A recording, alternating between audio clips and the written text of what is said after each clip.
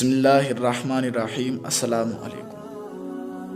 حضرت عبداللہ بن عمر رضی اللہ تعالیٰ عنہ بیان کرتے ہیں، رسول اللہ صلی اللہ تعالیٰ علیہ وآلہ وسلم نے فرمایا، مسلمان وہ ہے جس کی زبان اور ہاتھ سے مسلمان محفوظ رہیں، اور مہاجر وہ ہے جو اللہ کی منع کردہ چیزوں کو ترک کر دے۔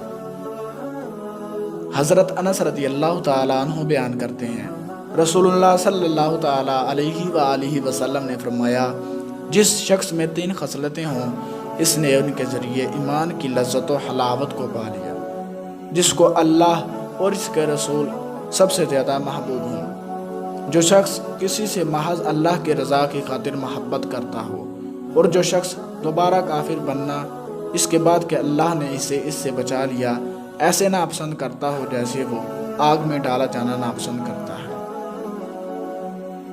حضرت انس رضی اللہ تعالیٰ عنہ بیان کرتے ہیں، رسول اللہ صلی اللہ تعالیٰ علیہ وآلہ وسلم نے فرمایا، تم میں سے کوئی مومن نہیں ہو سکتا حتیٰ کہ میں اسے اس کے والد، اس کی اولاد اور تمام لوگوں سے زیادہ محبوب نہ ہو جاؤں۔ دوستو، اللہ تبارک و تعالیٰ سے دعا ہے کہ اللہ رب العزت ہمیں ان احادیث پر عمل کرنے کی توفیق عطا فرمائے۔ ملتے ہیں کسی اگلی ویڈیو میں، تب تک کے لیے اللہ حافظ۔